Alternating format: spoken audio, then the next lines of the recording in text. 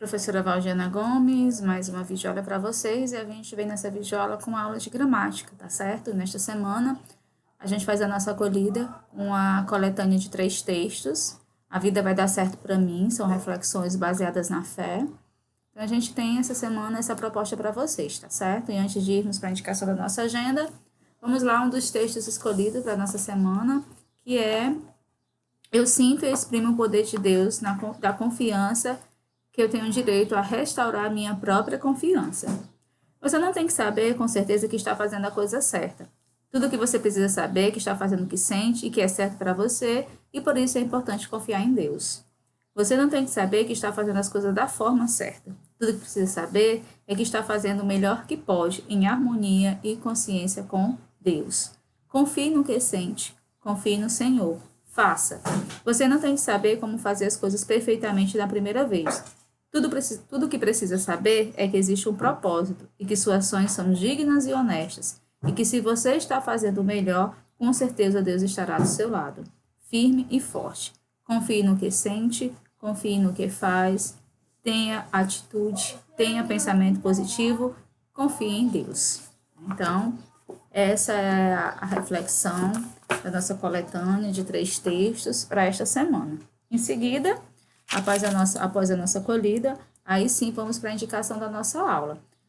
O vídeo da aula passada, da aula 19, nós deixamos como indicação a resolução do módulo 3, uso estilístico da pontuação, localizado na página 71 a 74, tá bom? Então, vamos agora fazer essa correção. Peço aí que você pegue sua gramática, seu módulo 3, sua agenda, tá certo? E possa, assim, né, junto comigo, começar a correção dessa atividade, tá certo? Localizada aí na página 71, uso estilístico da pontuação, certo? 71 a 74. Olha aí. Leia a seguir o trecho de um conto do escritor português José Saramago. E tu, para que queres o bar? Pode saber, foi o que o rei de facto perguntou quando finalmente se deu por instalado com sofrível comodidade na cadeira da mulher da limpeza. Para ir à procura da ilha desconhecida, respondeu o homem. Que ilha desconhecida? Que ilha desconhecida? Respondeu o homem, disfarçando o riso, como se tivesse na sua frente um louco varrido, dos que têm a mania das navegações, a quem não seria bom contrariar logo de entrada. A ilha desconhecida, repetiu o homem, disparate. Já não há ilhas desconhecidas. Quem foi esse que te disse que já não há ilhas desconhecidas? Estão todas no mapa. Nos mapas só estão as ilhas conhecidas. E que ilha desconhecida é essa de que queres ir à procura? Se eu pudesse dizer, então não seria desconhecida. A quem ouviste tu falar dela? Perguntou o rei, agora mais sério. A ninguém. Nesse caso, por que teimas em dizer que ela existe? Simplesmente porque é impossível que não exista uma ilha desconhecida. E vieste aqui para me pedires um barco. Sim, vim aqui para pedir-te um barco.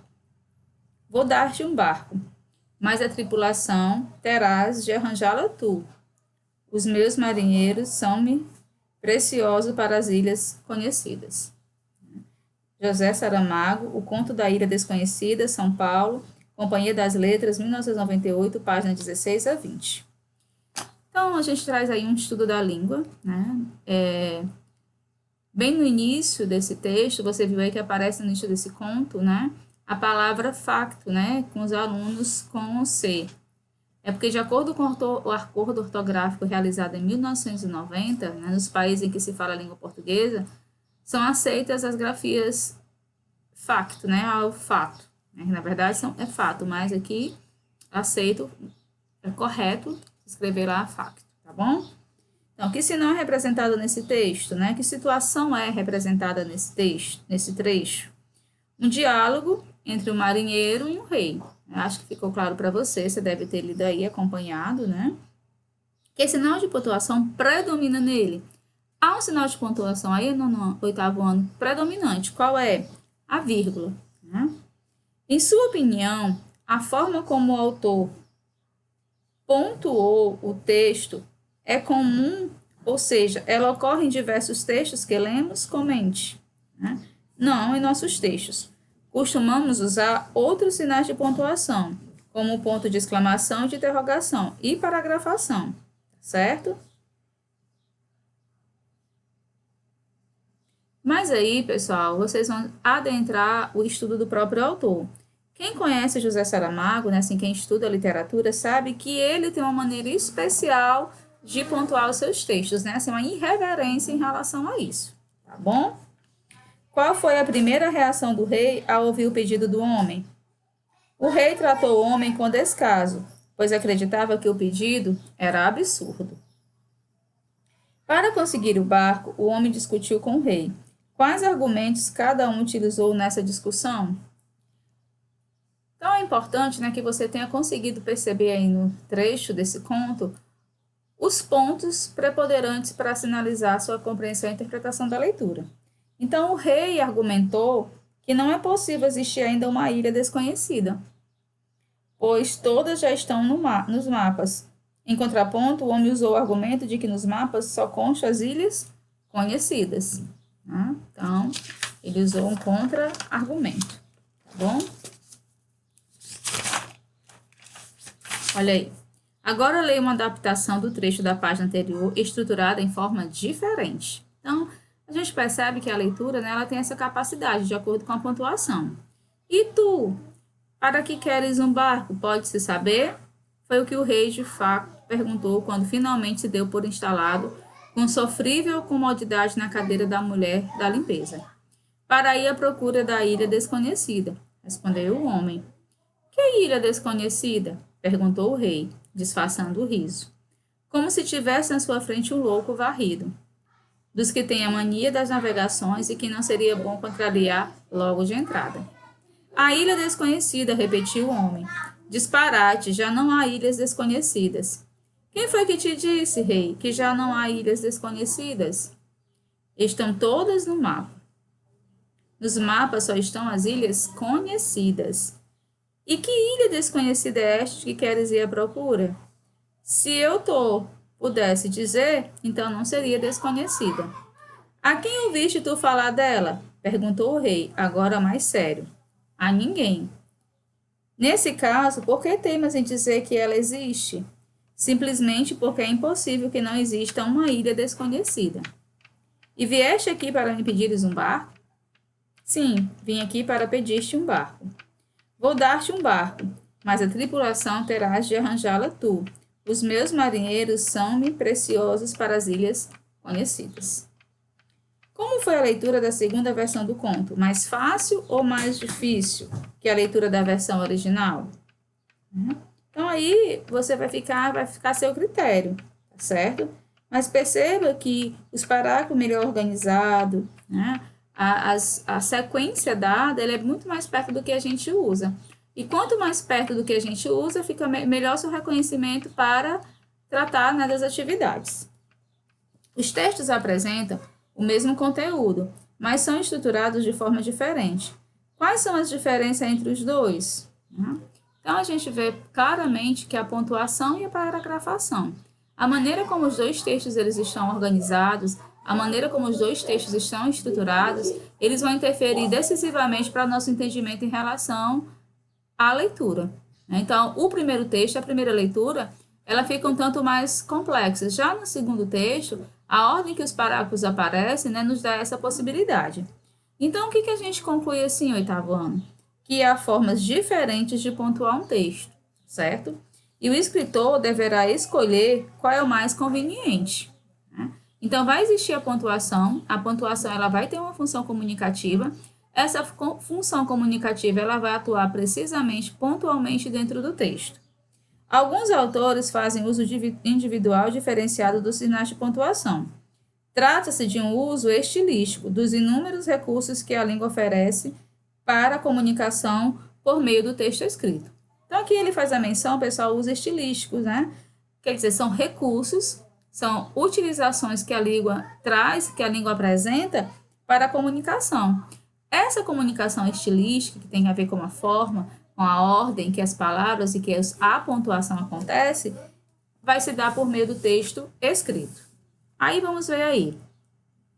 O uso estilístico da vírgula por Saramago, né? Lá na questão, eu disse para vocês que os amantes, os apaixonados pela literatura, e vocês terão essa possibilidade quando vocês estiverem no ensino médio, ele tem um estilo, uma maneira especial de pontuar os textos. Olha aí. Em alguns trechos do conto lido, o uso da vírgula não é feito de acordo com a norma padrão da língua portuguesa, mas com a expressividade do autor, que utiliza esse recurso para construir sentidos em seu texto. Aí veja alguns exemplos. O emprego de vírgula em vez de ponto final para encerrar uma frase. A ninguém, nesse caso, porque teimas em dizer que ela existe. O uso da vírgula e da letra maiúscula no início das falas em vez de travessão para indicar mudança de interlocutor em seus diálogos. O homem, vírgula, que ilha desconhecida, vírgula, perguntou o rei. O uso dos pronomes interrogativos, verbos e expressões na composição da fala do personagem, em vez de interrogação, para que o leitor perceba quando se trata de uma pergunta. A quem ouviste tu falar dela? Perguntou o rei, agora mais sério. Nesse caso, vírgula, por que temas em dizer que ela existe? Então, primeiro, a ninguém, vírgula. Nesse caso, vírgula, por que temas em dizer que ela existe? Né? Vírgula. O homem, vírgula, que ilha desconhecida, vírgula, perguntou o rei. A quem ouviste tu falar dela, vírgula, perguntou o rei. Vírgula, agora mais sério, vírgula. Neste caso, vírgula, porque temas em dizer que ela existe. Né? Então, o uso estilístico da vírgula aí por Saramago em 3 diferentes momentos. O uso estilístico de diferentes recursos da língua portuguesa, como a pontuação, não deve ser confundido com desvios da norma padrão. Muito importante, pessoal. O fato de não utilizá-la de outra maneira, não pode ser um mecanismo para que não se use, tá certo? O escritor precisa conhecer as normas da língua para conseguir criar efeitos expressivos em seus textos, com desvios propositais. Nesse caso, esses desvios são aceitos como estilo do autor, ao contrário do que acontece quando alguém faz uso inadequado dos recursos da língua por desconhecer a norma padrão. São situações diferentes. O autor ele pode optar, né, por fazer uso, dando um toque especial, uma roupagem diferente para o seu texto. É diferente de não usar ou de não conhecer as regras, tá bom? Aí vamos aí na página 73. Leia o primeiro parágrafo do romance Um Aprendiz, Uma Aprendizagem, ou O Livro dos Prazeres de Clarice Lispector. Estando tão ocupada, viera das compras de casa que a empregada fizera às pressas por cada vez mais matava serviço, embora só viesse para deixar almoço e jantar prontos. Dera vários telefonemas, tomando providências, inclusive um dificílimo, para chamar o bombeiro de encanamentos de água. Fora à cozinha para arrumar as compras e desfolhou na fruteira as maçãs que era sua melhor comida. Embora não soubesse enfeitar uma fruteira, mas Ulisses acenara-lhe com a possibilidade futura de, por exemplo, embelezar uma fruteira. Viu o que a empregada deixara para jantar, antes de ir embora, pois o almoço estivera péssimo. Enquanto notara que o terraço pequeno, que era privilégio de seu apartamento por ser térreo, precisava ser lavado.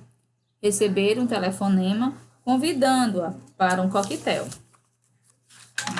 Vamos virar aqui a página. De caridade, em benefício de alguma coisa que ela não entendeu totalmente, mas que se referia ao seu curso primário. Graças a Deus, que estava em férias.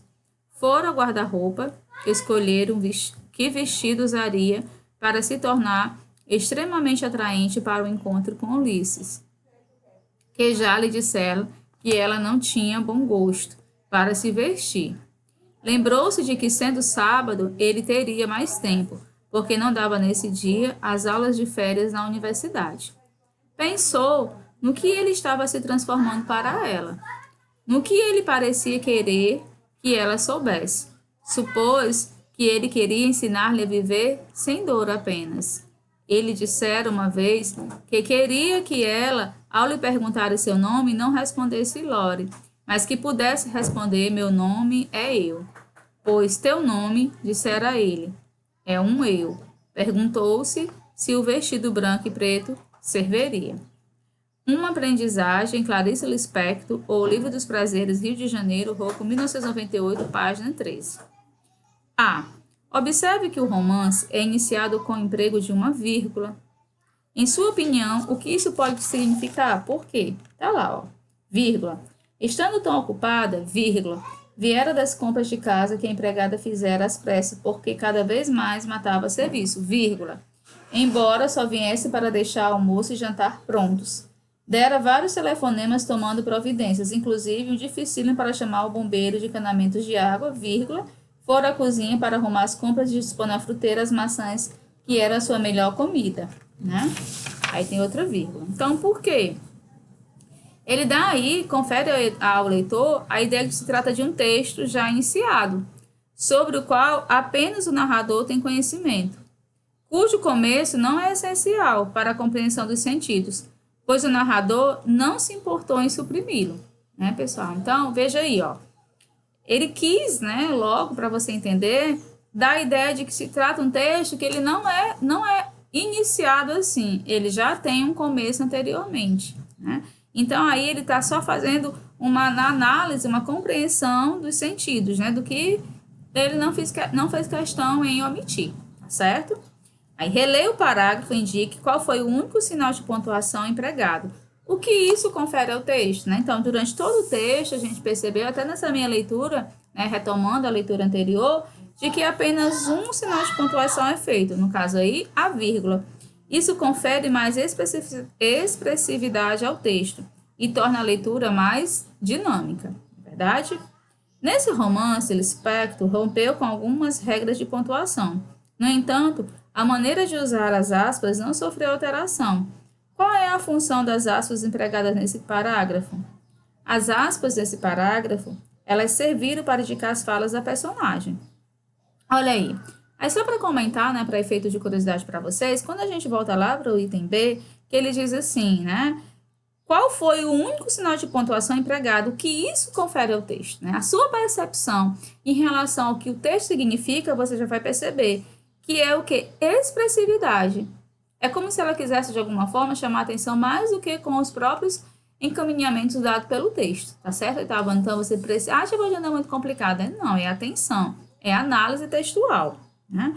E quando ele diz, ó, nesse romance, Clarice rompeu, né? Então, ele lhe diz fortemente, ele faz essa denúncia com algumas regras de pontuação, quer dizer, ele considera a existência dela, mas ele pontua que Clarice rompeu. No entanto, a maneira de usar as aspas não sofreu alteração. Qual é a função das aspas, né? As aspas, neste parágrafo, elas serviram para indicar as falas da personagem, certo? A autora apropriou-se do uso estilístico das vírgulas, né? Ele não está perguntando, ele já te dá uma afirmativa. Qual é, oitavo ano, a função desse recurso no trecho do romance? Então, nada vai acontecer isoladamente, tudo vai acontecer dentro de um contexto, dentro de uma situação. Nesse caso aí, de separar ações. Ele vai separar essas ações para poder lidar com esse contexto. Item E, assinale a alternativa que apresenta o emprego da vírgula com a mesma função utilizada no parágrafo lido. Então, aqui ele está lhe pedindo, né, que você encontre, dentro das três opções, uma que o emprego da vírgula tem a mesma utilidade no parágrafo lido. Aí nós temos a primeira opção. Clarice Lispector, vírgula, importante autora, vírgula, escreveu A Hora da Estrela. Ponto final. Felipe levantou-se, vírgula, banhou-se, vírgula, trocou-se e tomou café. Faça as tarefas e, vírgula, em seguida, vírgula, revise-as. Né? Então, perceba, né, que ele te dá aí três opções para o uso e emprego da vírgula. Então, o item que melhor vai responder a nossa questão é Felipe levantou-se, vírgula, banhou-se, vírgula, trocou-se e tomou café. Por quê? Porque ele está pedindo que tenha a mesma função de separar as ações, como já foi dito na questão anterior, utilizada no parágrafo lido. Então, esse parágrafo lido, ele tinha uma função, né, era de que era nos apresentar essa separação, tá certo? A gente volta aí para a indicação, né, da agenda. A gente deixa como indicação a resolução do módulo 3, tá certo? Da página 84 a 86. Então, é importante que você resolva nessa resolução aí dessa atividade da 84 a 86 do módulo 3. Próxima aula, a gente volta com a correção. Um abraço carinhoso, fiquem com Deus e até a próxima oportunidade, se Deus quiser.